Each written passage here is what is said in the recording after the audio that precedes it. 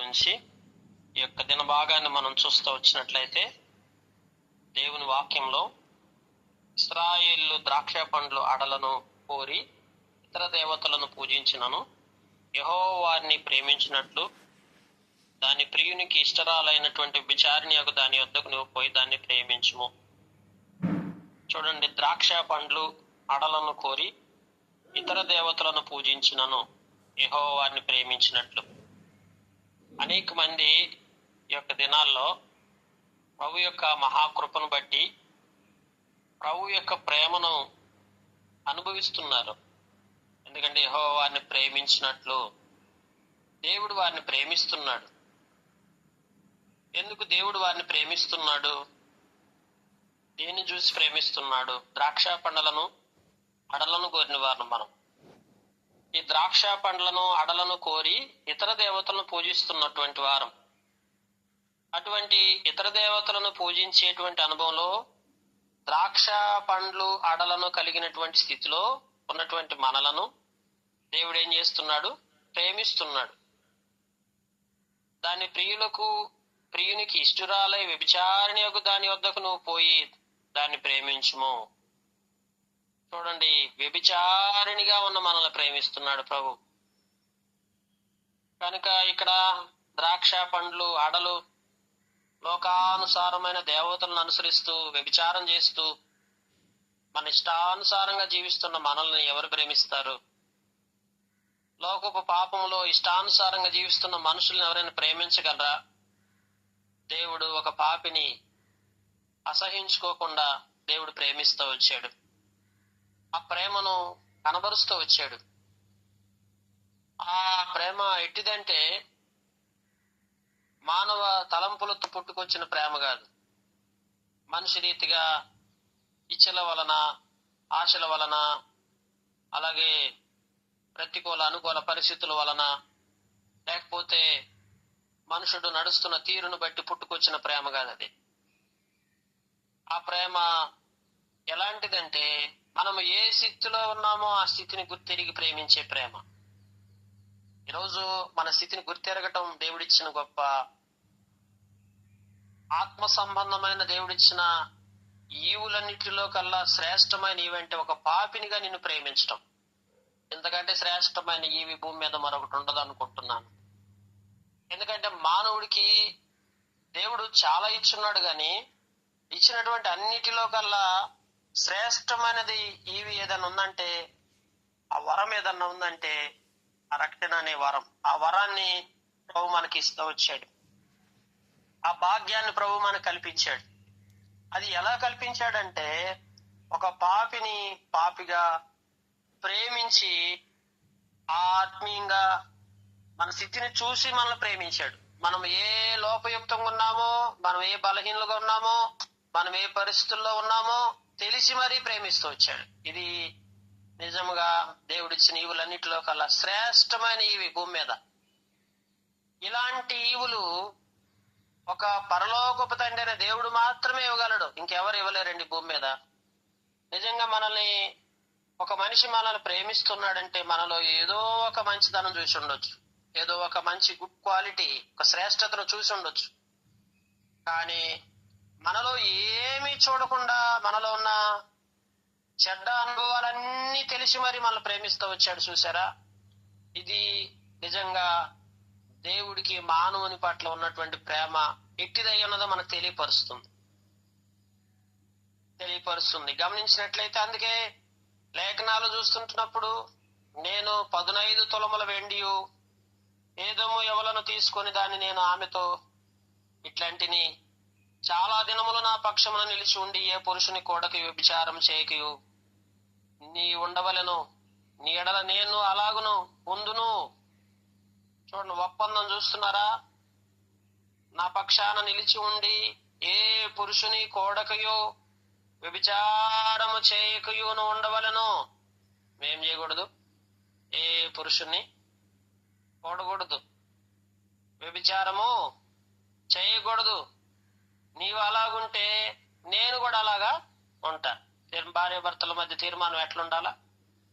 ఒకరు మరొకరు కొరకు ఉంటే మరొకరు కొరకు ఉంటారు. అంటే ఇప్పుడు ఒకరి కొరకు ఒకరు ఈ తీర్మానం ఉండాలి. ఆ బంధం అదే. ఈ తీర్మానం ఎప్పుడైతే లోపిస్తుందో, ఒకరు మరొకరి కొరకు ఎప్పుడైతే ఉండకుండా పాపమునకు చోటిస్తారో, మరొకరు పాపానికి చోటిస్తారు. గమనించండి. అందుకే ఒకరు పాపపు లోకంలో ఇష్టానుసారంగా బ్రతుకుతూ మరొకరు పరిశుద్ధంగా ఉండాలంటే అది సాధ్యమవుతుందా?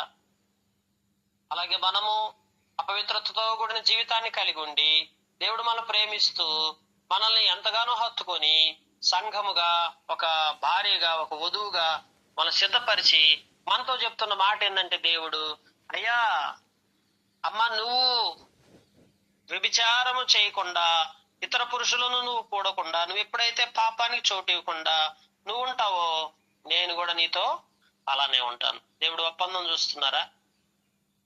కనుక నువ్వు అపవిత్రతతో బ్రతికితే దేవుడు నీతో ఉండలేడు. నువ్వు పాపానికి చోటిస్తే నీతో ఉండలేడు దేవుడు. నువ్వు ఎప్పుడైతే చెడుతనానికి చోటిస్తావో నీతో ఉండలేడు దేవుడు. నువ్వు ఎప్పుడైతే పరిశుద్ధంగా ఉంటావో, నువ్వు ఎప్పుడైతే ఈ యొక్క ఒప్పందంలోకి, ఈ యొక్క తీర్మానంలోకి నువ్వు ఎప్పుడైతే వస్తావో, అప్పుడు దేవుడు నీతో కూడా వచ్చి ఉండగలడు. అందుకనే శరీరం ఆత్మకు ఒకదానికొకటి విరోధముగా ఆపేక్ష కలిగి ఉన్నాయి. కలిసి నడవలేం, కలిసి జీవించలేం, కలిసి కొనసాగలేం. నిరంతర పోరాటం, అభ్యంతరాలు, సమస్యలు. ఈరోజు ఒకవేళ భర్త మారు మనసు పొంది భార్య మారు మనసు లేకపోతే, భార్య మారు మనసు పొంది భర్త మారు మనసు పొందకపోతే, ఆ ఇంట్లో రోజు పోరాటమే కదా. ఎందుకు పోరాటం అంటే అభ్యంతర కారణం. ఎందుకు అభ్యంతరం? కారణం ఏంటంటే ఈ ఒప్పందానికి కట్టుబడి జీవించే బ్రతుకు కుటుంబాల్లో ఉండదు. ఎప్పుడైతే మనం అలా బ్రతుకుతుంటామో మన జీవితం నష్టపాలైపోతుంది. గమనించండి, ఈ ఒప్పందం, ఈ ఒడంబడికి ఎవరిలైతే ఉంటుందో ఆ కుటుంబం దేవుడు దీవిస్తాడు, ఆ సంఘాన్ని దీవిస్తాడు, వ్యక్తులను దీవిస్తాడు, ఆ పరిచర్యను దీవిస్తాడు. అనుభవాలన్నిటిలో కూడా దేవుడు మనల్ని ఆశీర్వాదకరంగా చేసుకుంటూ వస్తాడు. ప్రియమైనటువంటి వాళ్ళారా, అందుకంటే నిశ్చయముగా ఇశ్రాయేలు చాలా దినములు రాజు లేక, అధిపతి లేక బలినర్పించునందురు, దేవతా స్థానములు గాని, ఏఫోదును గాని, గృహదేవతలు గాని ఉంచుకొనకుందురు. చూడండి, రాజు లేక, అధిపతి లేక బలి నర్పింపకుందురు. గమనించారా? రాజు లేడు, అధిపతి లేడు, దేవతా స్తంభము గాని, ఏఫోదును గాని, గృహదేవతను గాని ఉంచుకొనకుందురు. చూడండి, తర్వాత ఇశ్రాయేలు తిరిగి వచ్చి తమ దేవుడైన యెహోవా యొద్దను, తమ రాజైన దావీదును విచారణ చేయుదురు.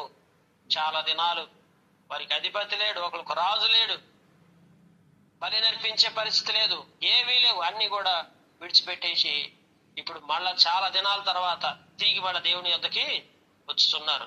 ఆ దినములు అంతమంది వారు భయభక్తులు కలిగి యెహోవా అనుగ్రహం నందుటకు ఆయన వద్దకు వద్దురు. ఈరోజు భయభక్తులు కలిగి ఉండటం అనేది దేవుని యొక్క అనుగ్రహం. కేవలం ఈరోజు ఒక వ్యక్తి భయభక్తులు కలిగి బ్రతుకుతున్నాడంటే అది దేవుని యొక్క అనుగ్రహమే. నీ మీద అనుగ్రహం ఉంది. లేకపోతే ఎట్టి పరిస్థితుల్లో ఏ మానవుడు కూడా దేవుని యెడల భయభక్తులు కలిగి జీవించలేడు. అనుగ్రహాన్ని దుర్వినియోగపరచుకోవద్దు. దేవుడిచ్చిన అనుగ్రహం అది. ఆ భయభక్తులు కలిగి జీవిస్తావా? కొంతవరకు భయభక్తులు కలిగి జాగ్రత్తగా ఉంటావా? ఆ తీర్మానం ఒప్పందం పెట్టేసుకుని నీ ఇష్టానుసారంగా ఇతర పురుషులతో కూడుకుంటూ, వ్యభిచారాన్ని చోటిస్తూ, పాపాన్ని చోటిస్తూ నీ ఇష్టం వచ్చినట్టు నీ జీవితాన్ని కొనసాగిస్తావా? అయితే ఒప్పందాన్ని విడిచిపెట్టేస్తావా? దేవుడు అంటున్నాడు ఈ కడువరి దినమందు, అందుకంటాడు దినముల అంతమందు వారు భయభక్తులు కలిగి యెహోవా అనుగ్రహమును అందుటకై ఆయన వద్దకి వస్తారు. ఆయన వద్దకు వస్తావా? ఆయన అనుగ్రహం కావాలా నీకు? అయితే ఒకటి గమనించండి, ఒప్పందం చాలా ముఖ్యం, తీర్మానం చాలా ముఖ్యం. తీర్మానం లేకుండా, ఒప్పందం లేకుండా ఒక వ్యక్తి దేవుని వద్దకు చేరలేడు. హృదయ శుద్ధి గల వారు ధన్యులు, వారి దేవుని చూచెదరు. పాపమును చోటిచ్చిన వ్యక్తి దేవునికి సమీపస్తుడిగా ఉన్నానని నటిస్తాడంతే, ఎన్నటికి దగ్గరికి చేరలేడు. ఆయన దరిదాపులు కాదు కదా, ఆయన అంచులు కాదు, ఆయన పాదాల దగ్గర కూడా ఉండటానికి ఎలిజిబిలిటీ లేదు, అర్హత లేదు. పాపము చేసే ప్రతి మనుషుడు కూడా ఆయన వద్దకు చేరలేడు, ఆయనకి సమీపస్తుడు ఉండలేడు. నీలో పాపం ఉంటే ఖచ్చితంగా ఆ గ్యాప్ ఏర్పడుతుంది, అవరోధం ఏర్పడుతుంది, ఆటంకం ఏర్పడుతుంది. ఆయనతో సరైన విధానంలో నడుచుకోలేవు. కనుక హృదయాన్ని పరిశుద్ధంగా ఉంచుకున్నావా? పవిత్రతను కాపాడుకుంటున్నావా? అపవిత్రమైన విషయాల్లో చోటిస్తున్నావా? శరీర కార్యాలు, శరీర తత్వంతో నీ మనసునంతా నింపుకొని శరీర సంబంధమైన విషయాలతో నీ హృదయాన్ని నింపుకున్నట్లయితే ఖచ్చితంగా దేవుడికి నీకు మధ్య చాలా పెద్ద అంతరం ఏర్పడుతుంది. దగ్గరగా ఉన్నట్లుగా ఉంటావు అంతే. ఏనాడో నువ్వు దేవుడికి దూరం అయిపోయావు. కనుక ఈ దినముల అంతమందు భయభక్తులు కలిగి యెహోవా అనుగ్రహం నొందుటకై ఆయన వద్దకు జనులు ఒత్తురు అని వాక్యం చెప్తుంది. ప్రవచనం ఇది. ఒత్తురు అంటే ఏంటి? వస్తారు అని. నీవు వస్తావా?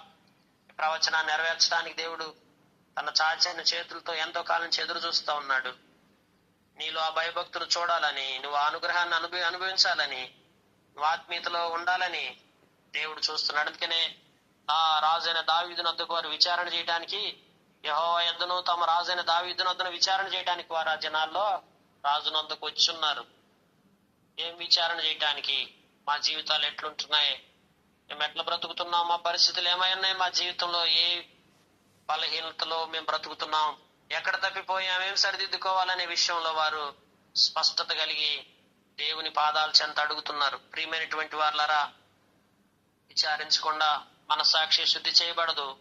ఎవరైతే విచారణలోకి వస్తారో అంతరంగం సరి చేయబడుతుంది. పాపపు జీవితం, ప్రస్తుతంతో కూడా జీవితంతో బ్రతుకుతూ అలానే కొనసాగుతావా? అనుగ్రహాన్ని దూరం చేసుకుంటావా?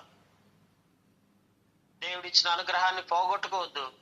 దేవుడిచ్చిన అనుగ్రహాన్ని జాగ్రత్తగా నువ్వు కాపాడుకొని ఇటు వాటికి నువ్వు దూరంగా ఉండి ఆత్మీయతలో నువ్వు జీవించినట్లయితే దేవుడు నిన్ను అన్ని విధాలుగా దీవించుకుంటాడు. దేవుడి మాటలు దీవించి మన గ్రహింపులో తీసుకొచ్చి మనకు సహాయం చేయను గాక.